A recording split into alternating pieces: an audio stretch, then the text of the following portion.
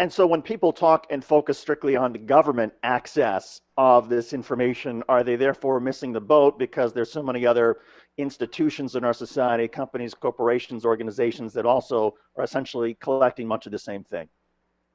So, the Constitution bans the government from invading your privacy, according to decisions, Griswold and all this kind of stuff that says you have a rights to privacy. And so there is a constitutional concern that people focus on with government knowing and surveying you. But we tend to give corporations and private sector organizations a free pass because they're not the government. Somebody once asked me what my thoughts were with regard to classical libertarianism. And I thought, well, yeah, if you think about it, it was designed at a time when the greatest threat to your personal liberties was government. But since that time, corporations have emerged as an equal, if not greater, threat to your privacy and to your personal liberty. Just think in terms of all the issues with the workers at the Bangladesh clothing factory. There's so that classical libertarianism only looked at what was the threat back then, and it hasn't evolved to consider what the threat is now.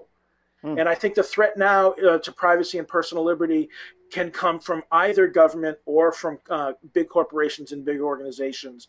And we're not the people who are championing freedom and privacy and liberty have blinders on for that because they think, oh, that's their right to intrude into my privacy because they're not the government. And I think that that's foolish.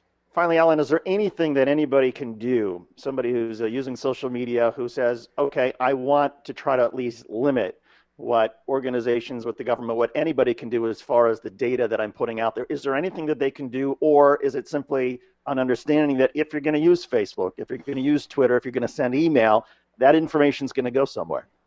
Well, certainly if you use social media, you're agreeing to put your content out in public. Now, some people use pseudonyms and try to mask their identity by using proxy servers and secure, and fake names and all this kind of stuff. That works to some degree. It's not perfect. As far as email goes, there's more of an expectation of it, but in the long run, it can be subpoenaed. But there are some protections for emails, although not from your company. Your company can read your email. If you use your company email address for anything, your employer has the right to read all of your email. So there's not a whole lot you can do except to police what you say.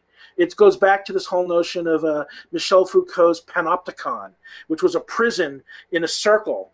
And all the cells were around the outside with windows in them and backlight from outside windows, so that a guard tower in the middle of the prison facility with a guard in the tower that couldn't be seen from the cells, they could be looking in any direction into any cell at any given point of time.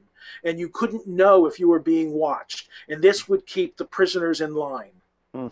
And essentially what and we've been discussing this for a good 10, 15 years about the sort of the virtual panopticon. And social media just sort of feeds that. You don't know who's reading your stuff. So my advice is never post anything that's private. Personal is okay, but don't tweet about your health unless you're willing to share it with the public. Don't tweet about your relationships unless you're willing to have it on the front page of the newspaper. Really exercise caution on what you share.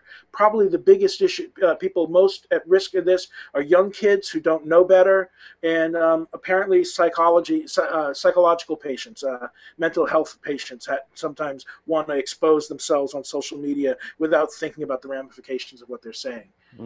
Great stuff as always from Alan Rosenblatt. You can follow him on Twitter at Dr. Digipol. Alan, have a great weekend, my friend. We'll be talking with you soon. Yes, you too, David. All the best. Alan Rosenblatt, Dr. Digipol. Coming up, it is time for our Activist of the Week. On the other side of this break, you're listening and watching the Take Action News on We Act Radio.